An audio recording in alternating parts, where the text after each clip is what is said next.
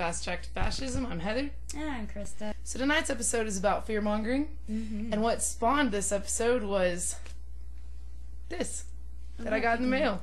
Everybody can't see that, but it's obsession. Yeah, you shouldn't be looking at my address. But it's got my first, last, and middle name. Bar over it. Yeah, anyways. It has her middle name spelled out. Yeah, it's not just my initial. Let me just read the outside of the package for you guys.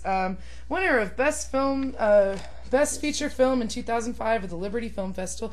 Special Jury Award, Houston World Fest 2006 International Film Festival. Official Selection, Newport Beach Film Festival 2006. And it says on it, required viewing for everyone, and as seen on CNN and Fox News by more than 2 million viewers worldwide. So pretty much this is like propaganda hate mail. Yeah. Propaganda hate mail sent to my grandparents' house. And I don't believe them. So I'm sure me and 28... Oh, and in this thing it also asked for money to go to the Clarion Fund. And me and Krista did some research on what the Clarion Fund was. And it turns out Pastor Hagee from TBN is associated with them, which is the dude that's definitely guilty of gluttony. Which is a sin. If you guys want to know any of the whole list on the background of the people the Clarion Fund, who they found out, who they could find out funded it, because they couldn't find, you're welcome to go on to infowars.com and look it up. Look under obsession, and you will find out exactly who the Clarion Fund is. It's a pretty long article, so be prepared to read. Anyways, it's also non-profit organization, U.S. postage paid right here. So they didn't have to pay for their postage to send this propaganda to my grandparents and me. Even though it's not a non-profit organization. Well, it's non-profit.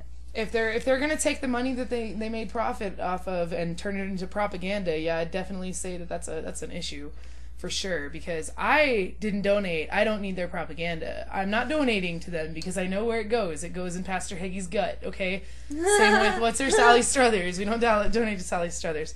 So we wanted to go basically a quick rundown into what we think this is about. We're going to start off with how propaganda has been used throughout history, and then we're going to get into the effects of what propaganda does to people's actions. So, Krista, think of some things in history you know of. Well, let's start with the obvious one, the Reichstag, and how Hitler twisted that to say that the capitalist terrorists. No, the terrorist capitalists did it. See, it's terrorist capitalists. Which was us. Yeah, we're the terrorist capitalists, apparently. That we set fire to their parliament building in Germany. And actually it was found that one of his cabinet members lit it. And it's actually been disclosed. Yeah, that was their main motives for going into Czechoslovakia and later Poland. So, of course, that was a major propaganda machine there. And they used fear to get it. The main thing about this propaganda is we're not using patriotism. We're not talking about the patriotic propaganda. It can be included in that because a lot of it is fear first and then patriotism later. So, here in America, like, say, September 11th, fear first, propaganda later. You're either with us or a terrorist. Freedom rallies, we love America, don't question your government. And how questionable is that statement, too? Right.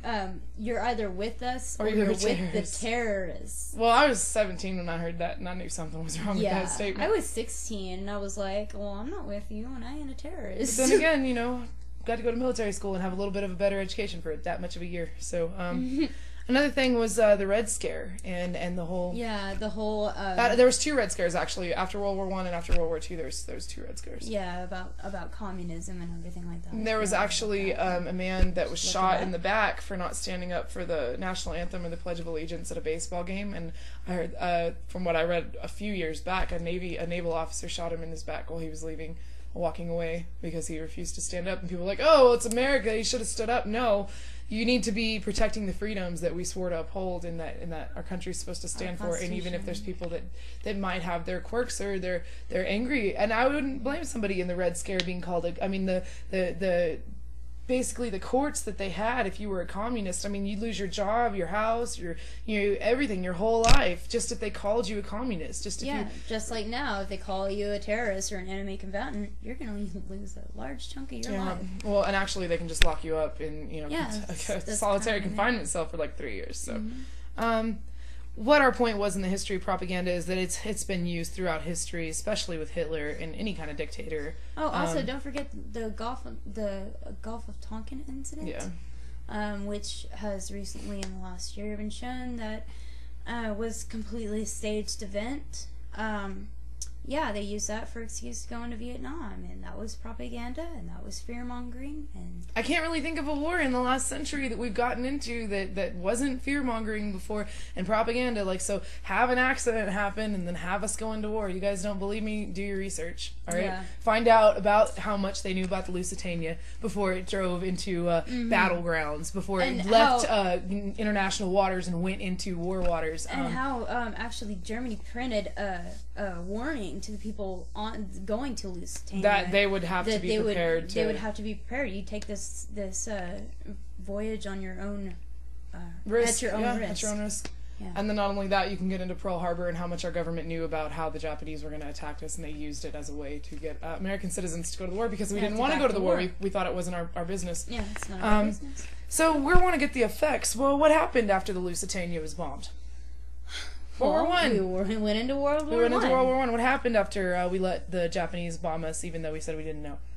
Pearl Harbor. We went into World War II. World War II. Same thing with, you can get into Twin Towers. What happened after that? You know, and then we have all this anti-American crap. And then we have this come out right before an election, you know, a propaganda booklet with a disc in it that's an hour and a half of propaganda. In this movie, by the way, I would like to say that this guy in here who claims to be an ex-terrorist, you guys should look him up. He's real funny. What he is he's an ex-Muslim that's turned into a pro-Israel, born again Christian, whatever. Probably associated with TBN. And anyways, he says that because Indian cultures or Indian countries, the whole Middle East has so much more of a population than we do, that there's about 15% of them that are Islamic terrorists, that are fundamentalists, and that's the population of the United States. So there's like 302 million of them, and they're everywhere. They're all coming to get you. And they're everywhere. And that's his quote. So guys, get on YouTube. You can watch this without them sending it to you. And see what they're sending the poor old people and people like me that they just think... And it says, show your friends, you know? I have a link to it on my blog. It's under Who Put Hate in My Paper. Right. I highly advise Or who put hate in my mail. I mean, either one. Exactly. That's the article we want you guys to read on Infowars as well. It's called Who Put Hate in My Mail. Or who put hate in my Sunday paper. What's the ulterior motive here? Like, what is the underlying motive here? What are they getting at? What kind of game are they playing? I think that when you have a hyped enemy and you're afraid of them and everything, it's definitely good. So, for them, not for us. For them. In conclusion, what we would like to state is that a lot of these papers, and obviously the U.S. Postal Service, who delivered all these damn things for free, God, yeah. have been taken for, okay? And they need to do their research, number one, on what they're going to send out. You're not selling fucking toothpaste, okay? You are selling hate-mongering propaganda, talking about how... You're selling it says in it, that, what is it, that, no, not all Muslims are bad. We just want you to know that there's a whole lot of them you don't know about that are bad. And they look like every normal Muslim, and they're probably, I wouldn't be surprised if they send out one about, white Al-Qaeda. So, yeah, be looking for that one. In conclusion, what should any good patriot do? Not believe any of this crap. Ask questions. Ask questions. The most sincere form of patriotism is dissent. To question your authority, to question who's making the laws, to question who's sending you propaganda in the mail, hate in the mail. How they paid for it, who paid for it for them. I mean, you're talking about $30 million at least to do this. $30 million. And in it says, the only thing necessary for the triumph of evil is for good men to do nothing. Well, that's exactly what I say, too. It's for good men like you and I. I'm not a man. But anyways, It goes off. You guys should really, if you haven't gotten a chance to see this, it is so wrong. It says, how can you help fight radical Islam? Get involved. Get informed. What does it say? Watch this DVD today. And saying that people, if they watch this DVD, they're going to be informed about radical Islam. And that's how they got informed. Get involved. Show this movie to all your friends and family and awareness in your community.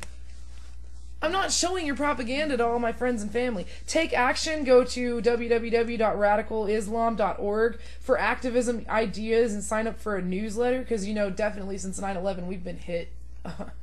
And contribute. Make a tax-deductible donation to the clarionfund.org for help in our efforts. Of hate. Of hate and fear. Fear. is underlying of hate. Oh, what is it that Yoda said? Oh, anger leads to hate. Fear leads to anger. Anger leads to hate. And hate leads to suffering. Suffering leads to death. Death leads to... I don't know. I'm just thinking that out. No, for real. But no, seriously, guys, use the Force. I'm not a Chucky. I'm not a Warzy. I'm not whatever the hell you want to call me. But for sure, don't fall game to scare tactics. That is one of the main ways they get people to act. So, conclusion? We love you. We love you. And we even love the people that made this crap video. But we wish that they weren't so manipulative. Yes. All right. Good night, guys. Good night.